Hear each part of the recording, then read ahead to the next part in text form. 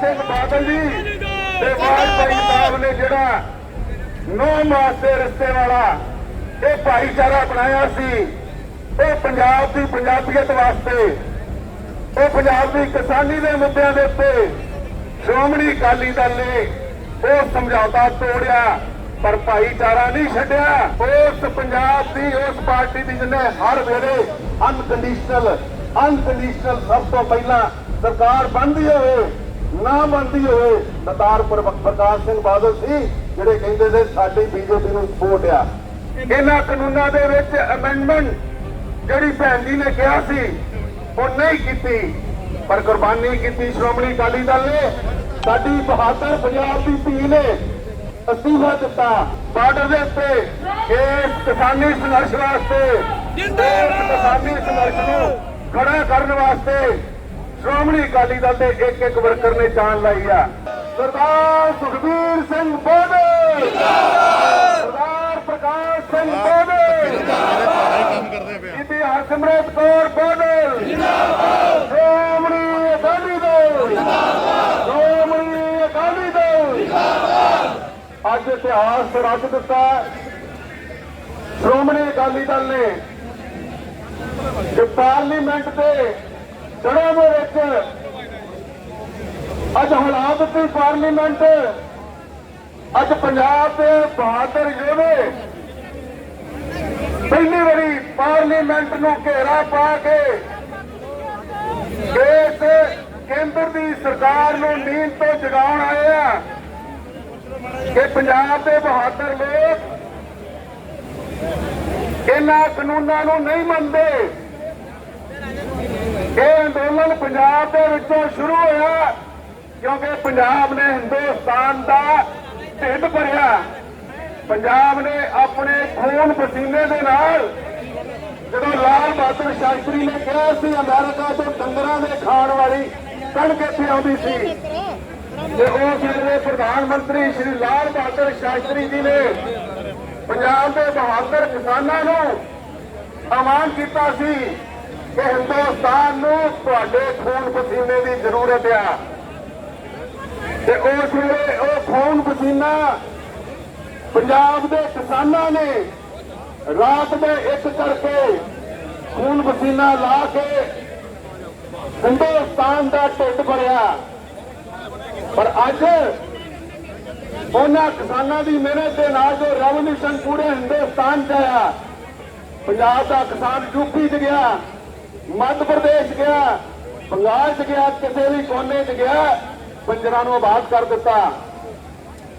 ਬਾਹਰਲੇ ਮੁਲਕ 'ਚ ਗਿਆ, ਉੱਥੇ ਵੀ ਆਬਾਦ ਕਰ ਦਿੱਤਾ। ਉਹ ਕਿਸਾਨ ਖੂਨ ਪਸੀਨਾ ਲਾਉਣ ਵਾਲਾ ਅੱਜ ਸੜਕਾਂ ਤੇ ਆ। 1 ਸਾਲ ਹੋ ਗਿਆ, 1 ਸਾਲ ਹੋ ਗਿਆ 17 ਸਤੰਬਰ ਨੂੰ ਇਹ ਕਾਲੇ ਕਾਨੂੰਨ ਇੱਥੇ ਪਾਸ ਹੋਏ ਸੀ ਪਾਰਲੀਮੈਂਟ 'ਚ ਤੇ ਪੰਜਾਬ ਦੀ ਬਹਾਦਰ ਧੀ ਹਰਸਿਮਰਤ ਕੌਰ ਬਾਦਲ ਨੇ ਅਸਤੀਫਾ ਦਿੱਤਾ ਸੀ, ਕੁਰਬਾਨੀ ਕੀਤੀ ਸੀ, ਕੇਂਦਰ ਦੀ ਸਰਕਾਰ ਛੱਡੀ ਸੀ ਤੇ ਸ਼੍ਰੋਮਣੀ ਅਕਾਲੀ ਦਲ ਨੇ ਸਰਦਾਰ ਪ੍ਰਕਾਸ਼ ਸਿੰਘ ਬਾਦਲ ਜੀ ਤੇ ਵਾਜਪਾਈ ਸਾਹਿਬ ਨੇ ਜਿਹੜਾ 9 ਮਾਸ ਦੇ ਰਸਤੇ ਵਾਲਾ ਇਹ ਭਾਈਚਾਰਾ ਬਣਾਇਆ ਸੀ, ਇਹ ਪੰਜਾਬ ਦੀ ਪੰਜਾਬੀਅਤ ਵਾਸਤੇ, ਇਹ ਪੰਜਾਬ ਦੀ ਕਿਸਾਨੀ ਦੇ ਮੁੱਦਿਆਂ ਦੇ ਉੱਤੇ ਸ਼੍ਰੋਮਣੀ ਅਕਾਲੀ ਦਲ ਨੇ ਉਹ ਸਮਝੌਤਾ ਤੋੜਿਆ ਪਰ ਭਾਈਚਾਰਾ ਨਹੀਂ ਛੱਡਿਆ। ਮੈਂ ਸਰਦਾਰ ਪ੍ਰਕਾਸ਼ ਸਿੰਘ ਜੀ ਬਾਦਲ ਦੇ ਕੋਲ ਗਿਆ, ਉਹਨਾਂ ਦਾ ਆਸ਼ੀਰਵਾਦ ਲੈਣ ਵਾਸਤੇ। ਇੱਕੋ ਗੱਲ ਕਹੀ ਉਹਨਾਂ ਨੇ, ਇੱਕੋ ਗੱਲ ਕਹੀ ਕਿ ਮੈਨੂੰ ਅੱਜ ਵਾਜਪਾਈ ਸਾਹਿਬ ਯਾਦ ਆਉਂਦੇ ਆ। ਉਹਨਾਂ ਕਿਹਾ ਅੱਜ ਮੈਨੂੰ ਵਾਜਪਾਈ ਸਾਹਿਬ ਯਾਦ ਆਉਂਦੇ ਆ ਕਿ ਉਹਨਾਂ ਨੇ ਪੰਜਾਬ ਹੀ ਨਹੀਂ ਗੱਲਾਂ ਹਿੰਦੁਸਤਾਨ ਦੇ ਭਾਈਚਾਰੇ ਵਾਸਤੇ ਉਪਰਾਲਾ ਕੀਤਾ ਸੀ। ਪਰ ਅੱਜ ਦੀ ਸਰਕਾਰ ਨੇ ਅੱਖਾਂ ਤੇ ਪੱਟੀ ਬੰਨ ਲਈ ਆ। ਉਹਨਾਂ ਨੇ ਪਰਵਾਹ ਨਹੀਂ ਕੀਤੀ ਉਸ ਪੰਜਾਬ ਦੀ, ਉਸ ਪਾਰਟੀ ਦੀ ਜਿਹਨੇ ਹਰ ਵੇਲੇ ਅਨਕੰਡੀਸ਼ਨਲ ਸਭ ਤੋਂ ਪਹਿਲਾਂ ਸਰਕਾਰ ਬਣਦੀ ਹੋਵੇ ਨਾ ਬਣਦੀ ਹੋਵੇ ਸਰਦਾਰ ਪ੍ਰਕਾਸ਼ ਸਿੰਘ ਬਾਦਲ ਸੀ ਜਿਹੜੇ ਕਹਿੰਦੇ ਸੀ ਸਾਡੀ ਬੀਜੇਪੀ ਨੂੰ ਸਪੋਰਟ ਆ। ਉਸ ਅਕਾਲੀ ਦਲ ਦੀ, ਸ਼੍ਰੋਮਣੀ ਅਕਾਲੀ ਦਲ ਦੀ ਗੱਲ ਨਹੀਂ ਮੰਨੀ। ਇਹਨਾਂ ਕਾਨੂੰਨਾਂ ਦੇ ਵਿੱਚ ਅਮੈਂਡਮੈਂਟ ਜਿਹੜੀ ਭੈਣ ਜੀ ਨੇ ਕਿਹਾ ਸੀ ਉਹ ਨਹੀਂ ਕੀਤੀ ਪਰ ਕੁਰਬਾਨੀ ਕੀਤੀ ਸ਼੍ਰੋਮਣੀ ਅਕਾਲੀ ਦਲ ਨੇ। ਸਾਡੀ ਬਹਾਦਰ ਪੰਜਾਬ ਦੀ ਧੀ ਨੇ ਅਸਤੀਫਾ ਦਿੱਤਾ, ਉਸ ਤੋਂ ਬਾਅਦ ਸਮਝੌਤਾ ਟੁੱਟਾ ਤੇ ਅੱਜ ਉਸ ਵੇਲੇ ਤੋਂ ਲੱਗ ਕੇ 1 ਸਾਲ ਹੋ ਗਿਆ। ਸ਼੍ਰੋਮਣੀ ਅਕਾਲੀ ਦਲ ਰੋਜ਼ ਆਪਣੇ ਜਥੇ ਭੇਜਦਾ ਰਿਹਾ ਬਾਰਡਰ ਦੇ ਉੱਤੇ ਇਸ ਕਿਸਾਨੀ ਸੰਘਰਸ਼ ਵਾਸਤੇ, ਇਸ ਕਿਸਾਨੀ ਸੰਘਰਸ਼ ਨੂੰ ਖੜਾ ਕਰਨ ਵਾਸਤੇ ਸ਼੍ਰੋਮਣੀ ਅਕਾਲੀ ਦਲ ਦੇ ਇੱਕ ਵਰਕਰ ਨੇ ਜਾਨ ਲਾਈ ਆ। ਮੈਂ ਵੀ ਪੰਜਾਬ ਦੀ ਇਸ ਭੀੜ ਨੂੰ ਸਮਝ ਕੇ ਕਿਸਾਨਾਂ ਦੇ ਹੱਕ ਦੇ ਵਿੱਚ ਗੱਲ ਕੀਤੀ ਸੀ। ਮੈਨੂੰ ਪਾਰਟੀ ਚੋਂ ਕੱਢਤਾ, ਪਰ ਮੈਂ ਕਿਉਂ ਸ਼੍ਰੋਮਣੀ ਅਕਾਲੀ ਦਲ ਵਿੱਚ ਆਇਆ? ਕਿਉਂਕਿ ਇਹਨੇ ਪੰਜਾਬ ਦੇ ਕਿਸਾਨਾਂ ਦੀ ਲੜਾਈ ਲੜੀ ਆ, ਇਹਨੇ ਪੰਜਾਬ ਦੀ ਗੱਲ ਕੀਤੀ ਆ ਤੇ ਪੰਜਾਬ ਦੇ ਫੈਸਲੇ ਪੰਜਾਬ 'ਚ ਹੁੰਦੇ ਆ, ਇੱਕੋ ਇੱਕ ਪਾਰਟੀ ਆ। ਇਸ ਕਰਕੇ ਪੰਜਾਬ ਦੇ ਬਹਾਦਰ ਵੀਰੋ, ਇਹ ਜਿੰਨਾ ਚਿਰ ਕਾਨੂੰਨ ਵਾਪਸ ਨਹੀਂ ਹੁੰਦੇ ਆਪਾਂ ਚੈਨ ਨਾਲ ਨਹੀਂ ਰਹਿਣਾ। ਸ਼੍ਰੋਮਣੀ ਅਕਾਲੀ ਦਲ ਸਰਦਾਰ ਸੁਖਬੀਰ ਸਿੰਘ ਦੀ ਅਗਵਾਈ ਦੇ ਵਿੱਚ ਆਪਣਾ ਖੂਨ ਪਸੀਨਾ ਲਾਊਗਾ ਤੇ ਇਹਨਾਂ ਕਾਲੇ ਕਾਨੂੰਨਾਂ ਨੂੰ ਵਾਪਸ ਕਰਾਊਗਾ। ਜ਼ਿਆਦਾ ਨਾ ਬੋਲਦੇ ਆਇਆ, ਇੱਕ ਜਕਾਰਾ ਲਾਊਗਾ।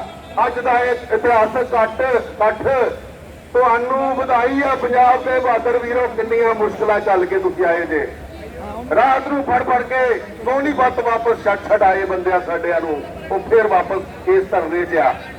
ਰਾਤ ਨੂੰ ਕਿੰਨਾ ਉਹਨਾਂ ਦੇ ਤਸ਼ੱਦਦ ਕੀਤਾ, ਕਿੰਨਾ ਸਾਡੇ ਵਰਕਰਾਂ ਨੂੰ ਉਤਪੀੜਨ ਕੀਤਾ, ਥਾਂ ਤੇ ਬੈਰੀਕੇਡ ਲਾਏ, ਪਰ ਇਹ ਹਜ਼ਾਰਾਂ ਦੀ ਗਿਣਤੀ ਦੇ ਵਿੱਚ ਇਕੱਠ ਇਹ ਦੱਸਦਾ ਆ ਕਿ ਪੰਜਾਬ ਦਾ ਮਨੋਬਲ ਇਹ ਕੇਂਦਰ ਦੀ ਸਰਕਾਰ ਤੋੜ ਨਹੀਂ ਸਕਦੀ।